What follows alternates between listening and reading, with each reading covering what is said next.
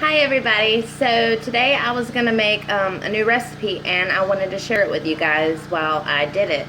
I'm going to make cauliflower pizza dough, and this is my first time trying it, so we're going to hope it comes out good. But what you're going to do to begin with is, if you have a pizza stone, you want to put that into your oven, and you want to preheat your oven to 450 degrees and just leave the pizza stone in there.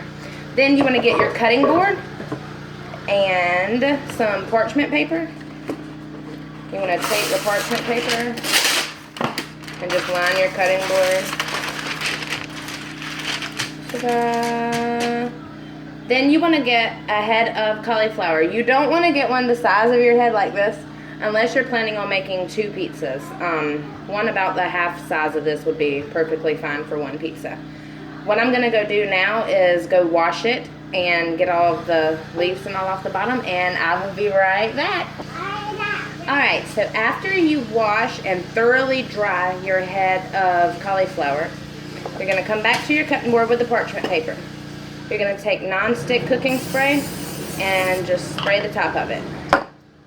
Then what you're going to do is you're going to take it and you're going to cut the whole head into little enough pieces to put into your food processor.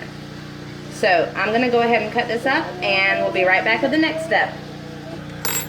Alright, now after you have chopped up your cauliflower, you're going to take your food processor or a blender if you don't have a food processor, and you can even do it by hand if you don't have either. It just takes a lot longer. You're going to take your food processor. It's going to get loud, so hold on. You're going to plug it in and just feed it into the top.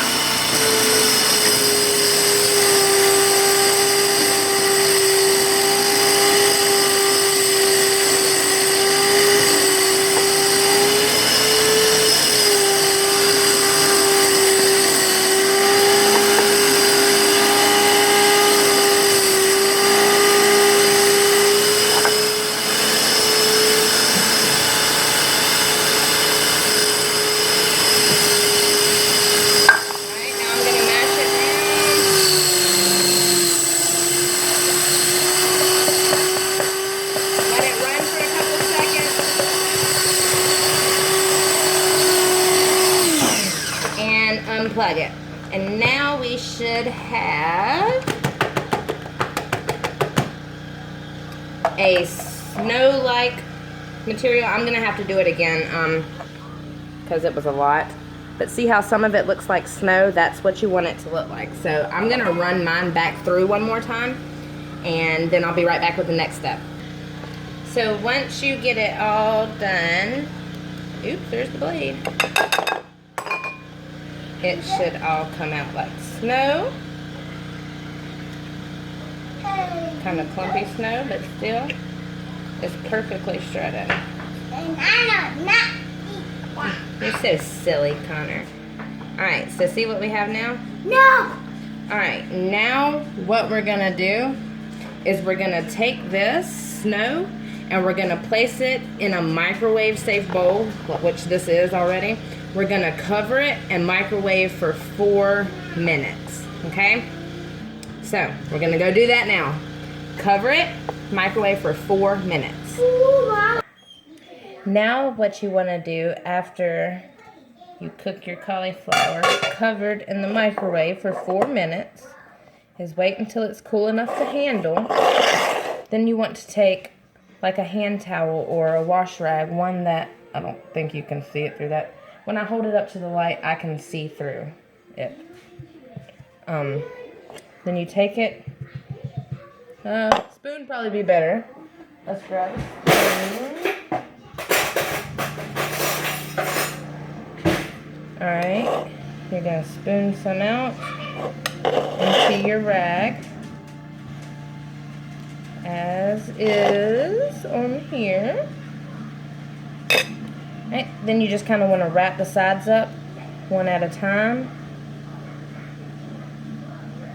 And what you're going to want to do is grab it into a ball so that you're not going to lose any of it. And I have a trash can right here. So then you want to twist, kind of like if you've ever done zucchini noodles. just wring the water out of it. And it's still kind of hot right now. But that's basically what you want to do, is just wring all the water out of it. Because if not, then you're going to have just a crumbly mess. And you don't want a crumbly mess. You want that hard, crispy crust like. So just keep wringing. And I'm going to do all of this and transfer it over into a new bowl. And we'll be right back. Alright, so while that's cooling off, I'm going to go ahead and get my spices together. I've got 1/4 teaspoon of pink Himalayan salt, 1/2 teaspoon of dried basil, and you just want to crush that a little bit more with your fingers, get it crushed up really good. And I'm just putting all my spices right here until it's time to dump them in. Then we want to take 1/2 teaspoon of dried oregano.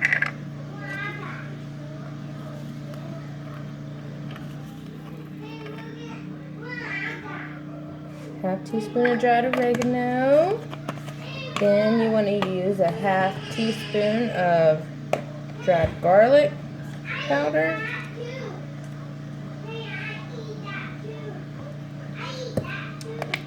Then, this is optional, but you could add a few shakes of red pepper flakes. I'm going to add about that much to mine.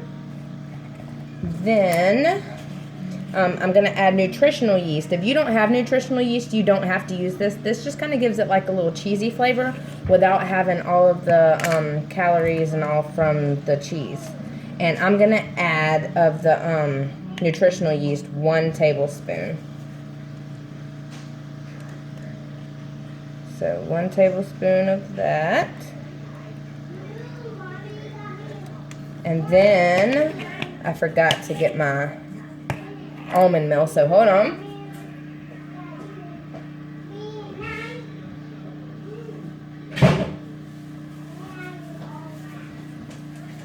This is actually not almond meal. It's whole wheat flour. It'll work the same. You can use what you have. I strongly recommend buying whole wheat flour from like a specialty store because it's much better for you than the white flour. But you're going to put 2 tablespoons of this. 1, 2. All right.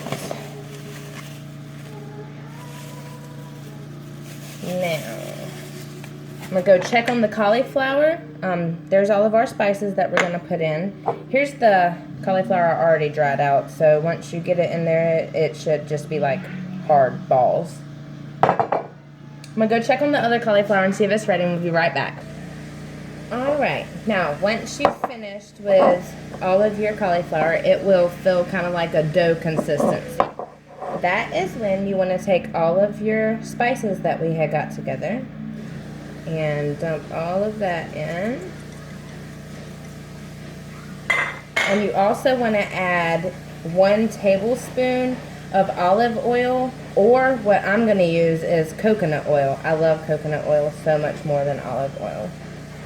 We're going to add that in. And you kind of want to mix that up.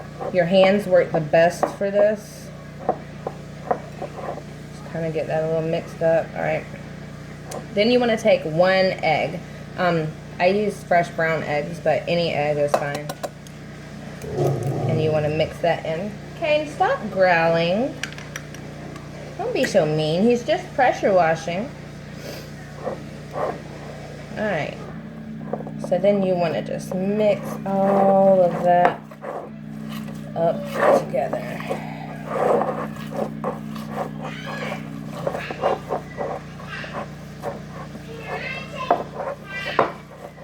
Keep mixing until you get it all completely mixed up very, very, very good. Kind of scoop it. Make sure that you're getting it all from off of your hands. Oh, I did wash my hands very good beforehand. Obviously, you're going to wash your hands very good before you start this. It smells amazing. I'm ready to eat it already. I really hope this is good, I swear. Alright. So, then you want to kind of get it into the dough shape. And then what I'm going to do is try and move the camera so that you can see what I'm doing now with my paper towel so I don't get it all over.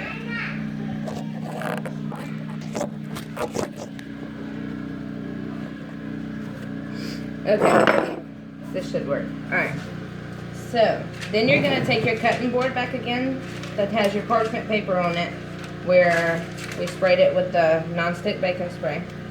And you want to pat your dough up into a ball, kind of like you would if you were doing a hamburger patting, to kind of get the meat all to stick together. You're doing the same thing with the cauliflower to get it all to stick together. Then you want to put it onto your parchment paper and I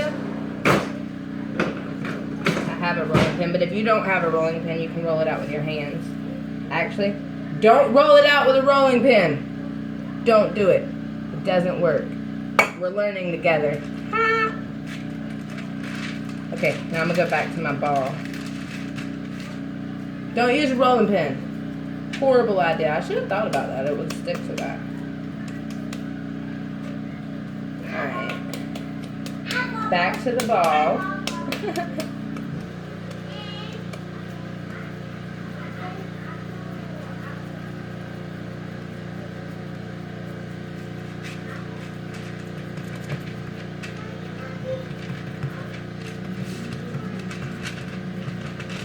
And then you just want to pat it out.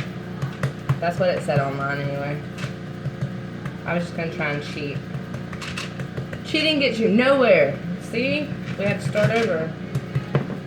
You don't have to start over though, because I made the mistake for you. How awesome is that?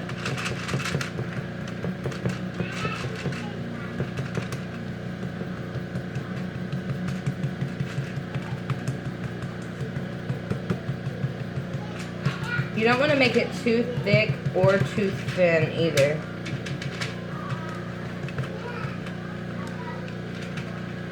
So,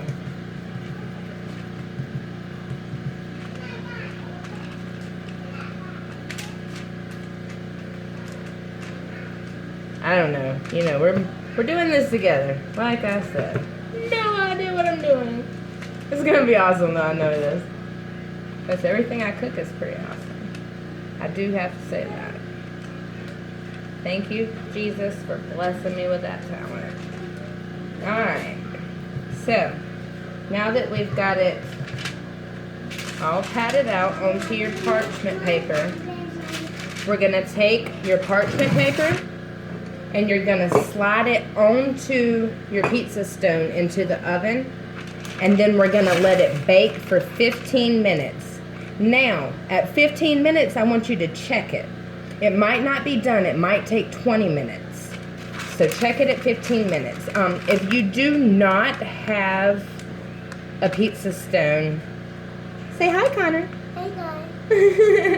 If you do not have a pizza stone, you can use a pizza pan, and you can have it heated up already, and then just slide your parchment paper onto your pizza pan also. Yeah. So that works also. Yeah. But I'm gonna take and get this. Yeah.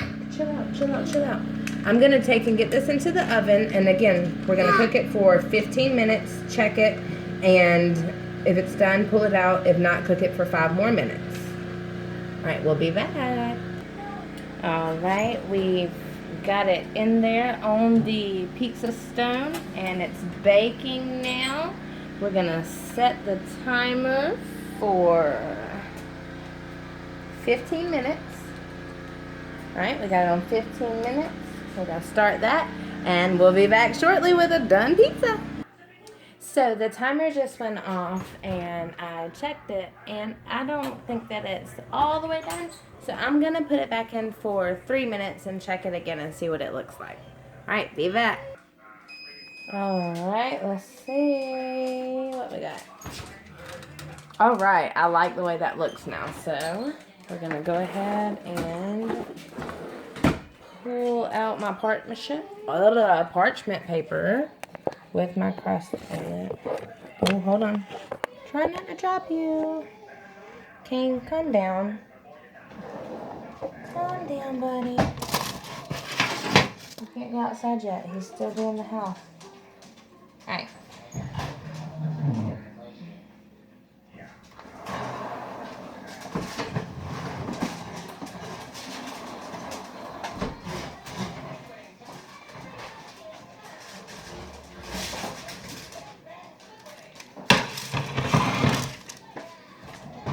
I actually just did the whole thing. Alright. This is what it looks like. The edges have kind of a crisp look to them. And you can see it more so on this side. And now we're gonna make sauce. Are you making a pizza? I am making pizza. Alright, so let me get everything ready for the sauce. Okay, so to make your sauce, what you're gonna do is you're gonna start with your fresh tomatoes. You're going to, let me sit you down, take your tomatoes and you're going to just make an X right in the bottom of each one, just a little X. I'm going to do that to all of them.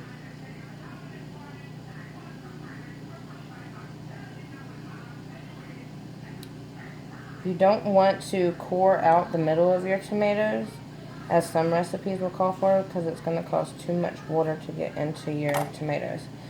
So you just want to make X's into the bottom of each one of them. Then you're going to have a pot of boiling water and an ice bath pot. And what we're going to do is we're going to take each one of our tomatoes and drop them into our boiling water. We're going to let them sit in there just long enough until we start to see the skin crack all around it.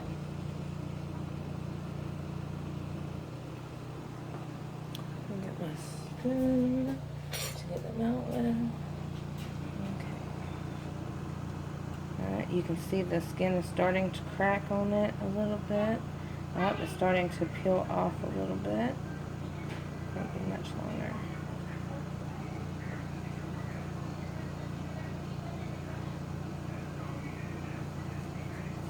Alright. This one is ready. We'll go ahead and pull this one out. And it goes straight into our ice bath because we don't want it to cook anymore. We just want to get it so that it's loose enough for us to peel the skin off.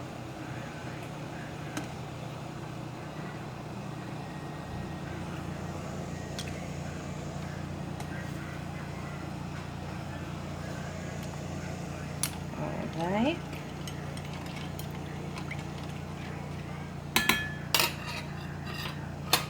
Now, let me